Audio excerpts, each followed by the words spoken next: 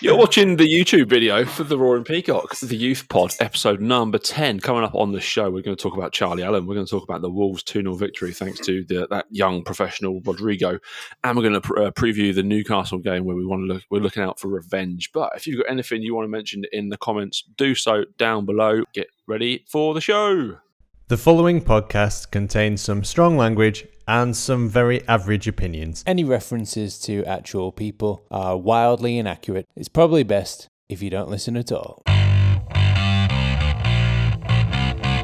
The Roaring Peacock Podcast.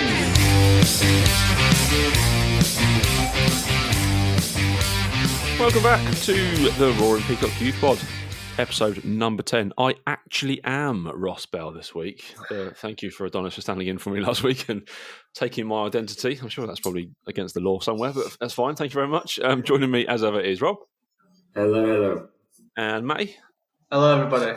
So coming up on this week's show, we're going to profile Charlie Allen, who won our vote this week in it's a landslide, wasn't it? 62% of the vote he got. I feel a bit bad for the other boys, really, but after the week he had, it's kind of always going to come, really. We're going to review the Wolves 2-0 victory, thanks to Rodrigo. 2 cracking goals, 1 good penalty and another great strike. And we're going to talk about the Newcastle game, where we're looking to get revenge for that 4-3 loss earlier in the season. Hopefully we can overturn that and not give away a 3-goal lead again. That would be nice. Let's start with Wolves, boys. Show. That was a professional victory, wasn't it? Very good. Never really looked in danger.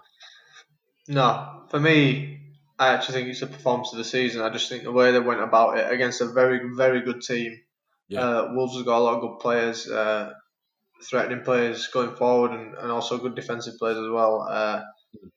We made them look bang average. Like anyone who's not watched any other Wolves game or didn't see the reverse fixture where it was a 2-2 draw, anyone would just think Wolves are an average side, and that's really not the case. They're a good side, and Leeds are just outstanding. I think the lad we're going to talk about today, Charlie Allen, to be star of the show when Rodrigo got 2 goals and you've got first team players involved, for a 17-year-old to be star of the show, it really emphasised just how good he was. But the whole team was good as well.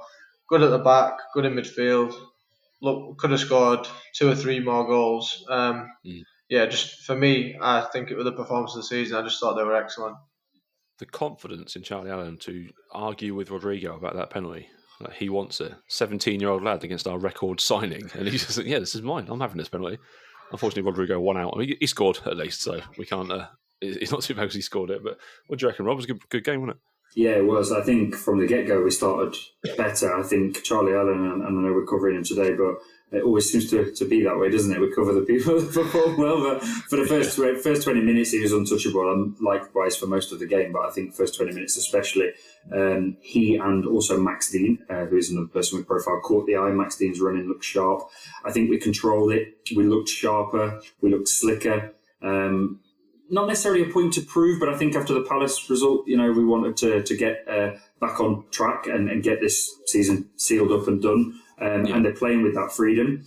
I really, really enjoyed the defensive intersections and the way that the kind of defensive line was set up as well, not just all about the kind of attacking and midfield controlling performance. I thought Casey, especially in the second half, had a very good defensive performance there.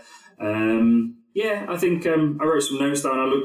I think McKinstry had a tale of 2 halves. I think he played really well first half. I think in the second half he was quieter, but that looked to me because we were pumping more balls through the middle and everything seemed to be going out towards Poveda because he was the fresher legs. I don't know if I doubt they were instructed to only pass to him, but it seemed to be that the outlet naturally went towards him. We've commented on his pace and everything, but I thought that Poveda's decision-making and trying to take too many people on, maybe he could have been accused of that in the second half. So actually, I would have liked us to continue where we were in the first half, which was playing equally across left, right, centre. Whereas I seem to think the way my memory worked, when I watched the game, it felt like in the second half where more was going out towards Poveda and McKinstry was left in the wilderness a bit, which is a shame because he had a good first half. So overall, I agree with Matty. Dominant performance. Probably the best of the season, if not up there in the top, definitely 1 or 2 performances of the season. Controlled, solid, slick, and well done, lads. Yeah, was it 4-3-3? Did we line up? Well, I can't even remember. We shouldn't ask Matty about formations. 4-2-3-1. Oh yeah, no, I got the formation wrong last week, and don't want to land myself in hot water again. So I think it was more of a 4-2-3-1. Right. Alan was a bit deeper as the number 8, I think. Yeah. Rodrigo was a natural number 10, sort of just flitting about everywhere. McKinstry from the right, which something we spoke about a couple of weeks ago, Rob. We debated where McKinstry was better off, and in the first half I thought he was excellent on the right. I agree. And just about McKinstry, it's 4 goal contributions now in 4 games, and that's playing from the right, number 8 and number 10. So contributing no matter where he is, it's 2 goals and 2 assists, I think. But yeah, we were just excellent. It doesn't matter what the formation was; they were just excellent. Capriel in goal. He had a quiet game, but when he was called on to do stuff, he handled it pretty easily, didn't he? I thought Capriel was better. To the first team bench. Yeah, Capriel. No, I've not been critical of him, but I just think his distribution has needed to improve, and I thought his passing out from the back was spot on against Wolves. And to be honest, just all over the park were absolutely phenomenal. The back 4 was solid. Alan obviously shone in midfield. Rodrigo did the business when he was on. Poveda looked sharp, and Dean was. We seem to just big Dean up every week, but it's just how he's playing at the minute. He's been absolutely excellent. He's so tenacious, so fiery, like chasing down from minute 1 and right until the end as well. And the confidence is growing as well. Like you said about him tussling with Rodrigo for the penalty. And he was instructing Rodrigo a lot as well. You could hear on the LUFC. I know, yeah, because obviously the grounds are empty. You could hear a lot on the feed, and you could hear Dean telling Rodrigo where to run and where not to run and what to do. And I just thought it was incredible. 17-year-old telling Spain's number 9 what to do, but why not when you're playing that well? And he clearly knows his game, and to have that confidence, I just think he's brilliant. And yeah, we could wax lyrical about Dean every week, I think. He wasn't shy either when he got clipped. I don't actually remember whether it was first half or when it was, but he looked a bit feisty, didn't he, when he got he took one, didn't he, and then he kind of spread it to a lad. Yeah, he's not shy of saying how he feels to opposition, or his colleagues on the pitch. I love that. I think to a man we were better. I think statistically, again, I mean, every game we've played, even where we've not won, we've dominated stats, but you wouldn't think that Wolves team were third. I think we finished with 62% possession, 20 shots. So, going away and above. I think even free kicks, we committed them to a lot of fouls. I think we had something like 16 free kicks. We put them to the sword, really, in all aspects of the game. It was a really good performance, really nice. Yeah, we made it look average. They did, yeah, but they all seem to kind of level up a little bit playing with Rodrigo. Kind of some of the first time passes they were playing, and just little touches and flicks and things. It just all seems like a level up from when that kind of level player isn't there. My only player that continues to frustrate me is Bobby Camwa. He's lacking something, and I'm not sure how far he's going to go or how far he can improve more than what he is now. I feel for Bobby because he's had his injuries. I actually thought it was better it's probably one of the better games he's had playing from the left. I think he's quite good at running at people. I don't think he's a central striker, is he? That's where he's been played recently. No, I don't think he is. No, I don't think he is. I just bit purely on the fact that he's had his best game out wide. That's got to mean something, really. When he was up front, the most influential he was in the game is when he drops off and he gets on the ball deep and he runs at people. And I just think that is just one of his strong points. Getting the ball and really driving at his man. He beat that Wolves right back a couple of times, and I just thought, this could be his best position. So we'll see if that's something that they stick with in the coming weeks. But obviously we've got a lot of quality in those wide areas, so we'll see. Yeah, I mean, going forward, you've got to think we've got a few players back now, haven't we? Obviously, we looked at this is not about the first 11, but the bench was a lot stronger. Obviously, Phillips was back, Poveda was in there, Berardi's back on the bench. So some of those lads who've had a bit of bench exposure at the level above for the first 11, Huggins, Cresswell, etc., they'll be coming back down to the 23s. You would think as we get more first 11 fit. So I should only think that people like Camwa are going to have to keep those level of performances because they're going to have more competition for positions. It's going to be less of 16s to 18s, 18s stepping up to 23s and so on. As we get more of those first 11 fit, it will look more like 23s playing for 23s, 18s playing for 18s, I think, because of the size of the squad. So if you're a Cam where, like you say, had a fairly decent game out left, he's good. His effort levels were there. He looked attentive to his runs. He can, again, read the game. It's quite a good, intelligent IQ that a lot of these lads have got, football IQ at least. And I think he's going to probably find himself challenging for positions if he plays like that. But as a central striker for this season, he's not done enough for me. Yeah, 2 goals, I think. But yeah, more to come from all of them. Good to see Brady get through the game as well. I can't wait to see him play Premier League football and get a Premier League red card. That's all I want for the rest of this season. Hopefully against Man United, just take down someone. I was just about to say. We got some games in April that might need a Berardi 2-footer. Yeah, absolutely crunch some Man United player. Bruno Fernandes, that'd be fantastic. Get the red, walk off. We do not never see him again. Violence on the football pitch. This disclaimer, unless it's got Roaring Peacock, we do not condone. On a youth pod as well. It's disgusting. It's disgusting, really, Ross, to be honest. He's got to set an example of what not to do. But yes, it's been a pretty good week. Cody Dramé was he nominated for some sort of award this week as well, I think? Yeah, PL2 Player of the Month. Is it? Phenomenal. For a right back as well to make that sort of impression is it is, shows how well he's playing. It is quite rare, yeah. 4 games, 3 clean sheets with him in the team and an assist as well. So yeah, he's been one of the most, if not the most consistent performer in the 23s this season. He's impressed me so much, and you've got to think he can't be far from a first team spot. When you look at the man-for-man system, I say this a lot about Dramé. He dominates his opponent. He goes past them when he's on the front foot. He can defend 1v1 absolutely brilliantly. So when you think about that 1v1 system in the first team, and obviously in the 23s as well, what better player to have in a 1v1 system than someone that just dominates their opponent every single time? So he glides inside like. I think I saw, it might have been Graham from but someone had put like a Dani Alves style, and we've discussed his link-up play with whoever he's with on the right-hand side has been immaculate. It doesn't seem to matter who we put in that position in front of him. He's got enough intelligence and wits about him to be able to play and link up well with them. I agree. I think for me, he's actually been the player of the season, and this was discussed a few weeks ago on this pod, and we spoke about there's a lot of contenders, a lot of great individuals that we've covered. But for me, I think since coming back from the red card, which was many, many months ago now, he's been the player of the season for me for the 23s. Yeah. I think it was a good friend of the podcast, Tom Hill, that compared him to Dani Alves. I think it was, yeah. Another Tom Hill shout out. One of his tweets was Drama outstanding again for the 3,056th week in a row. Yeah, accurate. Yeah, it feels like that, doesn't it? So yeah, comfortable victory. That leaves us top of the table. We've played 19. We've got 43 points. Stoke are second, 2 games in hand on us.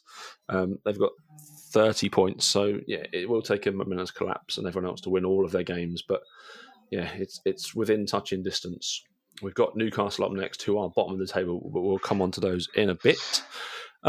Quick little loan watch. Ryan Edmondson was awarded a goal. He scored a goal. His first goal in English football. He did. Yeah, goal and assist in the last 2 weeks.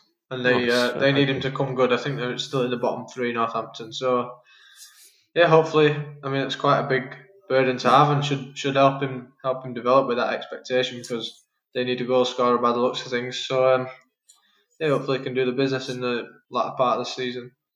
Yeah, definitely. I think I felt we spoke about it when we did the Loan Watch episode, but I might be wrong. But I think Hassana, I feel so sorry for him. Still out injured, young lad. I don't think he's played since December now. But I really hoped his loan would. Speaking of positional players in that back line, especially across the right hand side, it's not going well for him out there. I hope he recovers from his injury quite quickly and he can get some game time before the end of the season because I like him. He's a good lad. Yeah, new manager for Alfie McCalmont at Oldham as well. Yes. They've sacked Harry Kewell. It's a shame. What a shame, eh? What a shame, Harry Kewell. We were all deeply upset to hear that.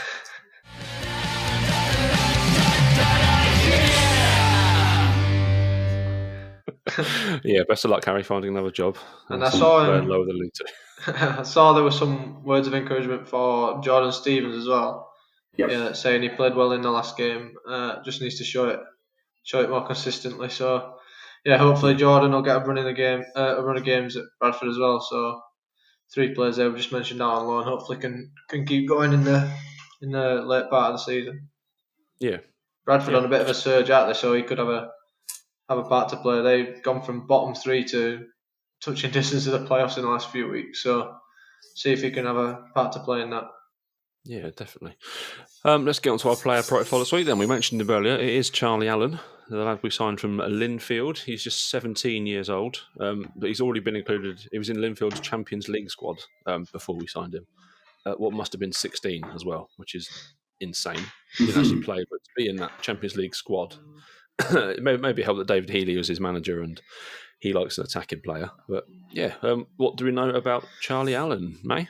So got obviously a bit there in Ross. 17, signed from Linfield, where he actually made his debut at age 15 in the Irish League, which is pretty crazy. And he got an assist on his debut as well. Then made the Champions League squad under David Healy, as you said.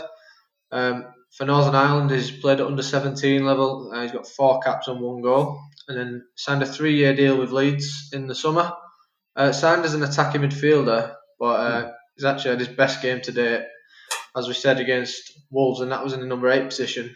He seems to like to tackle. He's got bags of energy, so you can see why they like him in that deeper role. But he has got an eye for a pass as well. Lovely ball through to Dean to win the penalty. And he seems to have quite a good link up with Dean in general, which might come from playing together in the 18s. He played a lovely little pass through the other week as well against Norwich for Dean that had a goal disallowed. That was another sign of that link up. But his stats for Leeds this year: 11 games, 1 goal and 2 assists for the under 18s, and then 6 games for the under 23s. And as I mentioned, his best game to date, undoubtedly that Wolves game. He was just phenomenal. He covered every single blade of grass. In the defensive third, he was putting passes through in the attacking third. Just looked really, really, really good. So one for the future. We always say this not to heap too much pressure on the young lads, especially. He's still an under 18 player. Plenty of time for him to develop in the under 23s, but he obviously has that first team experience at Linfield. So we'll see. Hopefully he can develop quickly and maybe look to go out on loan in one of the next couple of years, but would love to just see him develop in the 23s for at least another year, make himself a regular next season. But undoubtedly a massive, massive talent and just a joy to watch, to be honest. He was a joy to watch against Wolves. The standout player by a mile, and it was getting to the latter parts of the game, and everything he did, I was just like in awe of everything he did. Every pass, every touch, he was just absolutely phenomenal.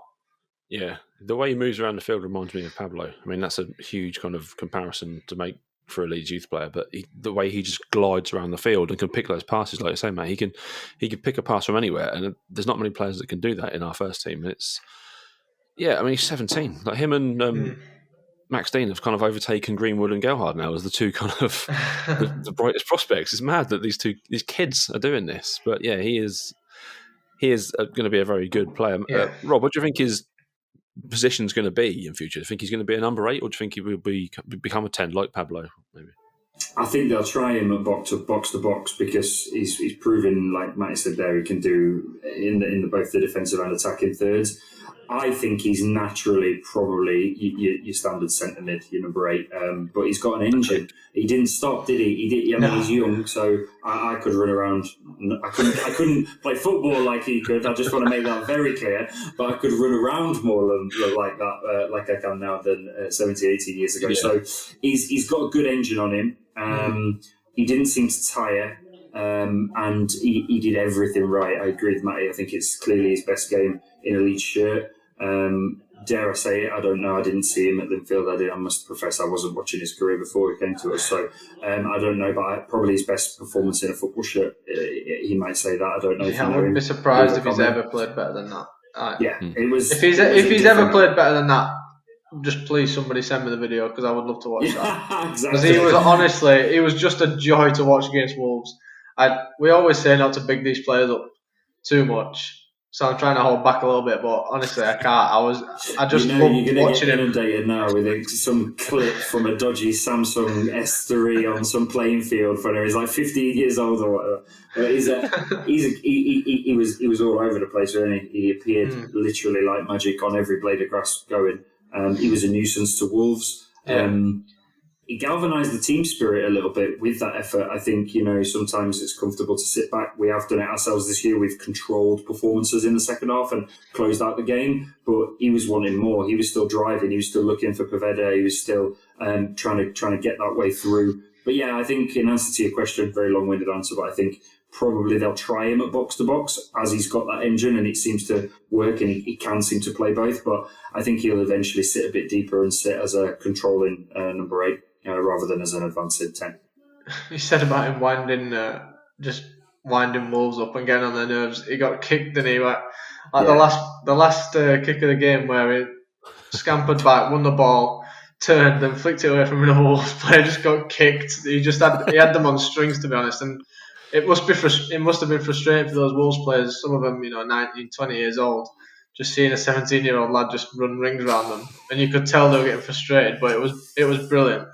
Do you know what it made me think of? Do you remember a couple of weeks ago when there was that very strange I think it was a Super 6 podcast that came out with John Joe Shelby, and he had said that in the game he asked Rodrigo to stop running. He was like, "Mate, what are you running for?" And he was like, "The manager just tells me to run. If I stop, I'm in trouble. So I'm just going to keep running, mate."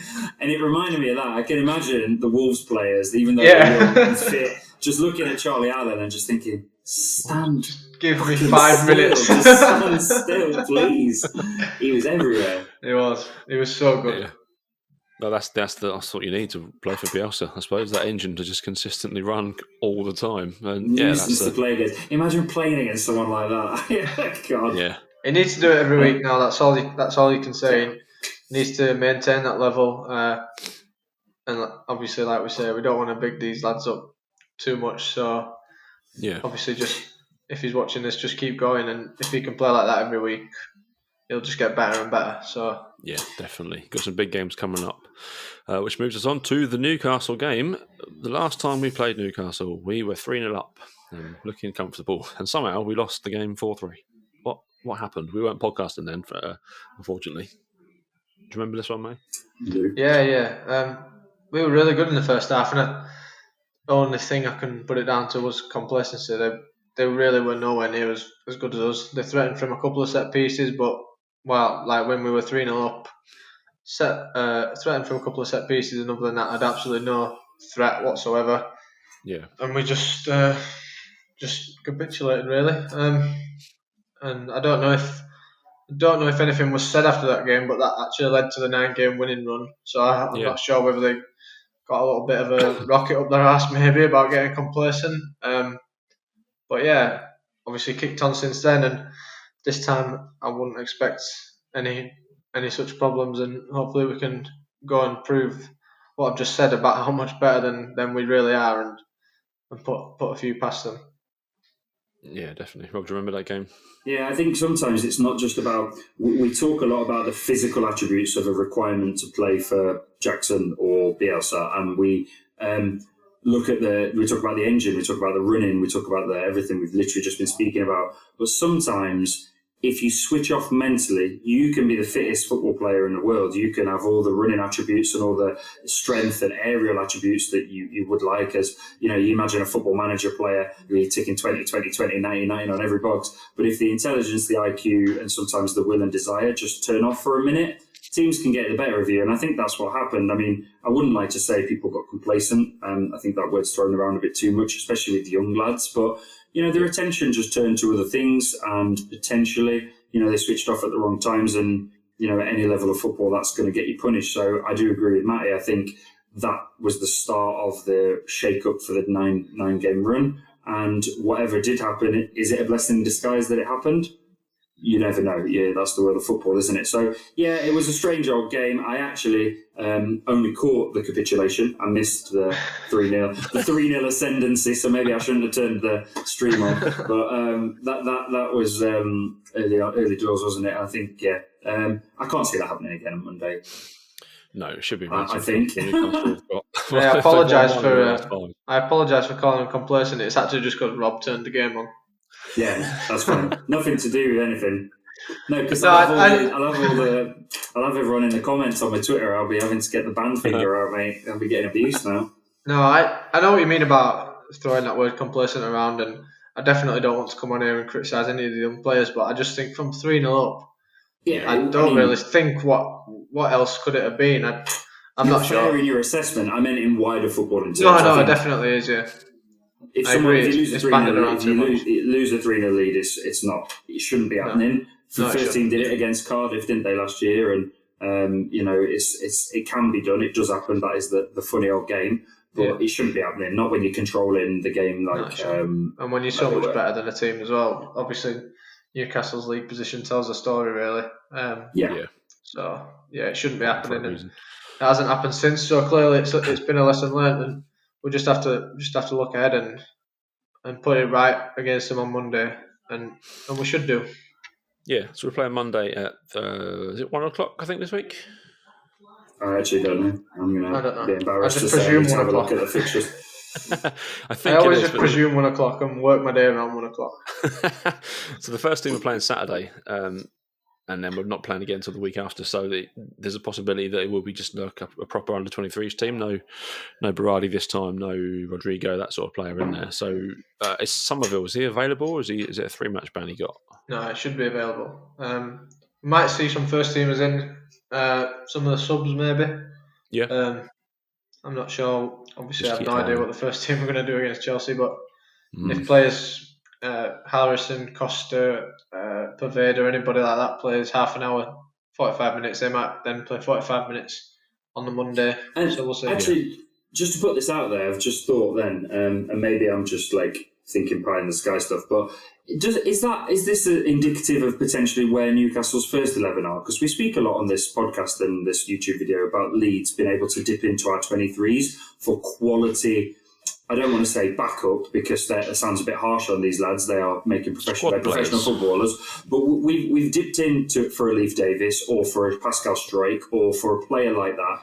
And now you've got your Huggins, your Cresswells, etc. These lads are stepping up to first 11 level in Premier League football and been on the bench and been around that squad. Whereas we've just spoke about, obviously, Newcastle's, the league position reflecting their bottom of the 23s. Again, not to kind of pick on anyone, but is that potentially why Newcastle's first 11 are struggling as well? Because not only have they got no goal scorers, I know they've Wilson and they've had injury issues and COVID and etc., but they haven't had a good blooded depth of 23s to be able to dip into to help alleviate the pressure, whereas we have. And I think, there's no coincidence there that the first 11 and the 23s are both in a bit of a muddy situation at Newcastle. And I think that's quite a worry. If I was a Newcastle fan, I would be quite concerned about that. So if there are any Newcastle fans listening, because we do the Newcastle preview, please leave a comment or interact with us. Is that a fair reflection? Have you not got the depth of 23s that, say, a Leeds United has in order to bulk up your first 11 and blood them in and maybe support that campaign? I don't know. It's just something that popped into my head. I think it works the other way as well.